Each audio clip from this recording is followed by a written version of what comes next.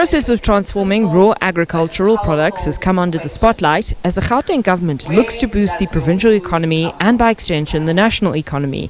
Agriculture and Rural Development MEC in Gauteng, Vuyiswa Ramokgopa, says studies have shown that an increase in agro-processing output of just 2% could yield a 10% rise in employment in the manufacturing sector. Investment goes where it grows.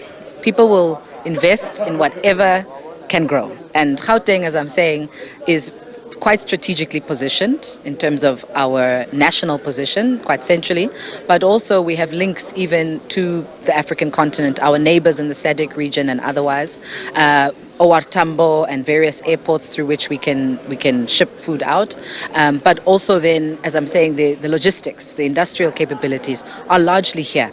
On the ground, small and micro agro-processors say while they note the government's ambitions, the reality is more complex.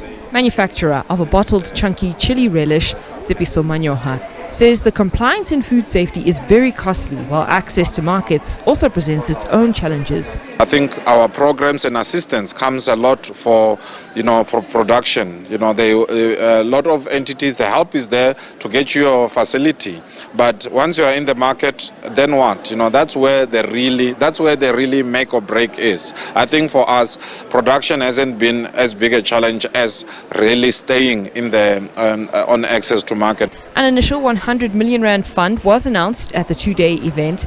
CEO of the National Empowerment Fund, Mziwa Bantu Daimani, says 30% of the fund will include a grant component, allowing support for businesses regarded as a missing middle. We are actually making sure that we're creating more manufacturing capacity at grassroots level, at townships, within the development areas in the country, and the intention is to actually grow it. So this is just the beginning. It's in line with our Transformation Fund vision.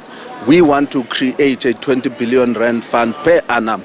So we're starting small with these kinds of initiatives. While entrepreneurs like Manyoha welcome government investment, he says that funds are often delayed. It's the turnaround. So I think, our government funding and DFIs, it's a slow turning machine. Eventually it does happen, but the challenge for us is just, staying the process. As a small business, you need the money now, you need the assistance now. When I have a buyer from one of the large retailers, they want an order in 2 weeks, but the process of application and getting that funding can take up to 6 months. So we have that mismatch with our DFIs. Meanwhile, health and wellness entrepreneur Kian McClelland, who also operates in the hemp space, notes agro-processing can be capital intensive. McClelland says their medical facility costs 60 million rand to set up, and part of their research includes looking at lowering the barrier to entry for rural farmers. Hemp is the way to do that. Hemp is an incredible superfood for humans and animals.